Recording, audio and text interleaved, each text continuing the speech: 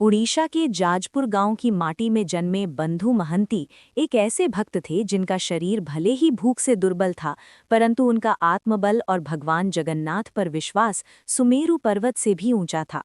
उनकी गरीबी का आलम ये था कि फटे हुए वस्त्र और एक टूटी सी झोपड़ी ही उनका कुल संसार था। जब उड़ीसा में भीषण अकाल ने दस्तक दी तो प्रकृति के कोप ने उनके द्वार पर दस्तक दी। भिक्षा का पात्र खाली रहने लगा और घर की चूल्हे की आग बुझ गई। नन्हे बच्चों की सूखी आंखें जब पिता से अन्न का दाना मांगती तो बंधु महंती का हृदय छलनी हो जाता। एक दिन उन्होंने अपनी व्याकुल पत्नी के कंधों पर हाथ रखकर कहा, हे देवी, धैर्य रखो। अब समय आ गया है कि हम अपने उस परम धनी मित्र की शरण में चलें जो नीलांचल की ऊंची अटारी पर रहता है। वो इतना दयालु है कि ब्रह्मांड का स्वामी होकर भी एक अकिंचन भक्त के प्रेम का ऋणी रहता है। पत्नी को लगा शायद किसी संपन्न रिश्तेदार की बात हो रही है, पर बंधु के मन में तो जगत के स्वामी जगन्नाथ जी बसे थे। वे अपने परिवार के साथ नंगे पैर कांटों और पत्थरों की परवाह किए बिना जय जगन्नाथ का घोष करते हुए पुरी की ओर चल पड़े। मार्ग में न भोजन था न जल, बस एक अटूट आस थी। 5 दिनों की अत्यंत कष्टकारी यात्रा के बाद जब वे पुरी के विशाल सिंह द्वार के सम्मुख खड़े हुए तो मंदिर के स्वर्ण कलश को देखकर उनकी आंखों से प्रेमाश्रुओं की धारा बह निकली। मंदिर के भीतर से आती घंटों और शंखों की ध्वनि उन्हें ऐसा लग रहा था मानो उनका मित्र उन्हें पुकार रहा हो, परंतु अपनी दीनता को देखते हुए उन्होंने मंदिर के वैभव के बीच जाना उचित नहीं समझा। वे मंदिर के उस कोने में जाकर बैठ गए जहां मंदिर का अपशिष्ट जल यानी पेज नाला बहता था। उन्होंने अपनी पत्नी से कहा, प्रिय, मेरे मित्र अभी राजसी भोग और सेवा में व्यस्त होंगे। एक साधारण मित्र की तरह हमें उनकी व्यस्तता में विघ्न नहीं डालना चाहिए। वे स्वयं हमें बुलाएंगे। रात के गहन अंधकार में जब पूरी धाम सो गया था, बंधु महंती की पत्नी ने भूख से ढलते हुए बच्चों को देखकर सिसकते हुए कहा, स्वामी, क्या आपका मित्र हमें भूल गया? भक्त की उस सिसकी ने वैकुंठ के स्वामी को विचलित कर दिया। भगवान जगन्नाथ ने सोचा कि संसार मुझे दीन बंधु कहता है और यदि आज मेरा बंधु भूखा सो गया तो मेरा ये नाम कलंकित हो जाएगा। तभी मंदिर के भीतर एक चमत्कार हुआ। गर्भगृह के कपाट स्वयं खुल गए। जगन्नाथ जी ने एक पुजारी का रूप धरा और भंडार घर से वो रत्न जड़ित स्वर्ण थाल उठाया जिसमें उस समय के सबसे दुर्लभ व्यंजन और 56 भोग सजे थे। स्वयं जगत के स्वामी नंगे पांव उस कीचड़ और अंधकार भरे कोने में पहुंचे जहां बंधु महंती अपने परिवार के साथ लेटे थे। भगवान ने बड़े ही मधुर स्वर में पुकारा, मेरे सखा बंधु, उठो, देखो तुम्हारा मित्र तुम्हारे लिए क्या लाया है। तुम्हारी प्रतीक्षा समाप्त हुई। बंधु ने जब उस अलौकिक सुगंध वाले भोजन को देखा और उस तेजोमय ब्राह्मण के दर्शन किए तो उनका रोम रोम पुलकित हो उठा। पूरे परिवार ने उस महाप्रसाद को ग्रहण किया जो देवताओं के लिए भी दुर्लभ है। तृप्ति के बाद भगवान वो स्वर्ण थाल वहीं छोड़कर अंतर्ध्यान हो गए। अगली सुबह का सूर्योदय मंदिर के पुजारियों के लिए वज्रपात जैसा था। स्वर्ण थाल की चोरी की खबर दावानल की तरह फैल गई। राजपुरोहित और सिपाहियों ने जब बंधु महंती के पास वो राजकीय थाल देखा तो उन्हें बिना कुछ सोचे समझे अपराधी घोषित कर दिया। उन्हें बेड़ियों में जकड़ लिया गया और राजा प्रताप रुद्र के आदेश पर उन्हें कोड़ों से पीटा जाने लगा। हर पड़ते कोड़े के साथ बंधु महंती के मुख से केवल जगन्नाथ जगन्नाथ निकल रहा था।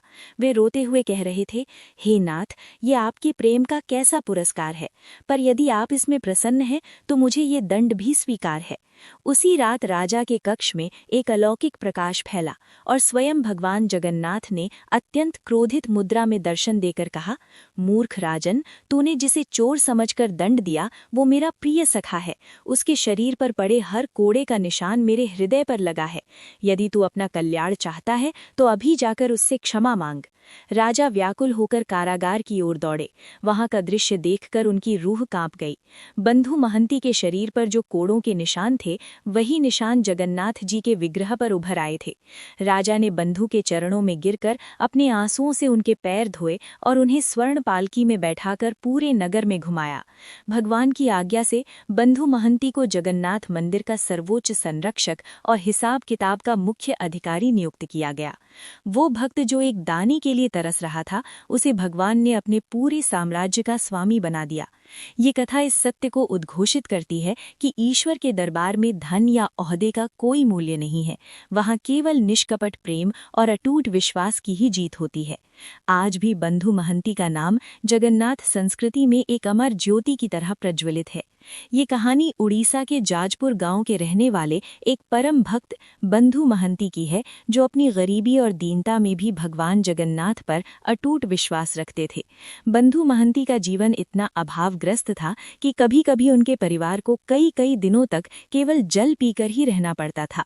जब गांव में अकाल पड़ा और भिक्षा मिलना भी असंभव हो गया, तब उनकी पत्नी और छोटे बच्चों की दशा देखकर उनका हृदय कांप उठा। अपनी अर्धांगिनी के आंसू पोंछते हुए उन्होंने बड़े आत्मविश्वास से कहा कि पुरी धाम में मेरा एक बहुत पुराना और अत्यंत समृद्ध मित्र रहता है। वो इतना दयालु है कि अगर हम उसके पास पहुंच गए तो हमारी दरिद्रता सदा के लिए मिट जाएगी।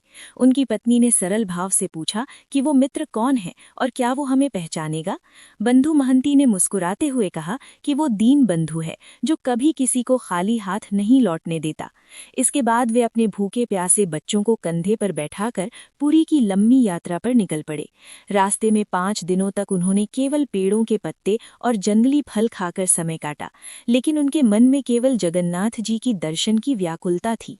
जब वे पुरी के विशाल मंदिर के सामने पहुंचे तो मंदिर की भव्यता देखकर पत्नी दंग रह गई, पर बंधु महंती ने उसे मंदिर के पीछे एक कीचड़ भरी जगह पर बैठा दिया, जहां मंदिर का प्रक्षालन जल यानी पेज नाला बहता था।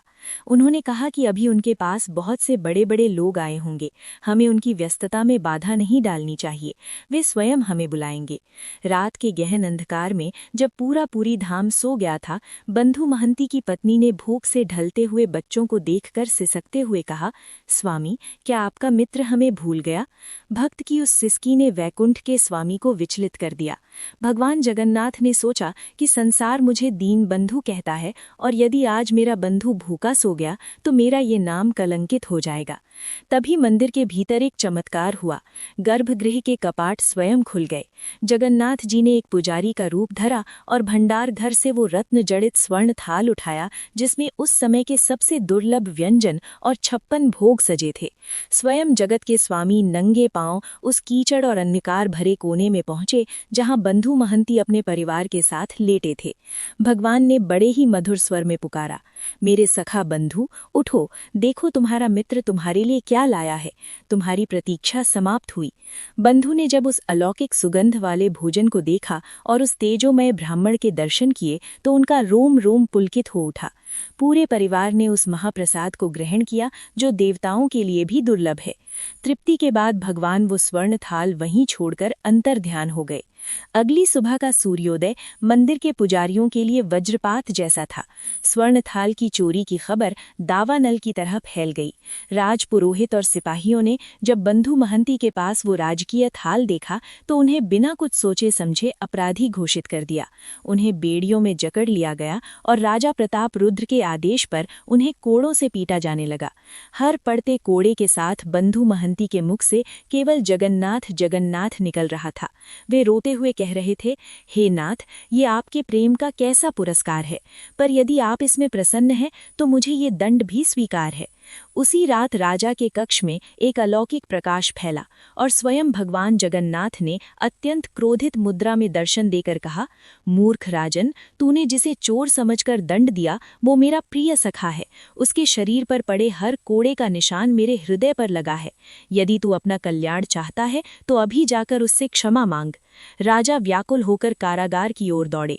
वहां का दृश्य देखकर उनकी रूह कांप गई। बंधु महंती के शरीर पर जो कोड़ों के निशान थे, वही निशान जगन्नाथ जी के विग्रह पर उभर आए थे। राजा ने बंधु के चरणों में गिरकर अपने आंसुओं से उनके पैर धोए और उन्हें स्वर्ण पालकी में बैठाकर पूरे नगर में घुमाया। भगवान की आज्ञा से बंधु महंती को जगन्नाथ मंदिर का सर्वोच्च संरक्षक और हिसाब किताब का मुख्य अधिकारी नियुक्त किया गया। वो भक्त जो कभी अन्न का एक दाना नहीं मांगता था, भगवान ने उसे अपने पूरे साम्राज्य का स्वामी बना दिया। ये कथा इस सत्य को उद्घोषित करती है कि ईश्वर के दरबार में धन या ओहदे का कोई मूल्य नहीं है, वहाँ केवल निष्कपट प्रेम और अटूट विश्वास की ही जीत होती है। आज भी बंधु महंती का नाम जगन्नाथ संस्कृति में एक अमर ज्योति की तरह प्रज्वलित है। ये कहानी उड़ीसा के जाजपुर गांव के रहने वाले एक परम भक्त बंधु महंती की है, जो अपनी गरीबी और दीनता में भी भगवान जगन्नाथ पर अटूट विश्वास रखते थे। बंधु महंती का जीवन इतना अभावग्रस्त था कि कभी-कभी उनके परिवार को कई-कई दिनों तक केवल जल पीकर ही रहना पड़ता था। जब गांव में अकाल पड़ा और भिक्षा मिलना भी असंभव हो गया, तब उनकी पत्नी और छोटे बच्चों की दशा देखकर उनका हृदय कांप उठा।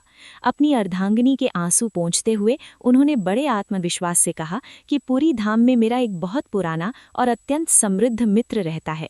वो इतना दयालु है कि अगर हम उसके पास पहुंच गए तो हमारी दरिद्रता सदा के लिए मिट जाएगी।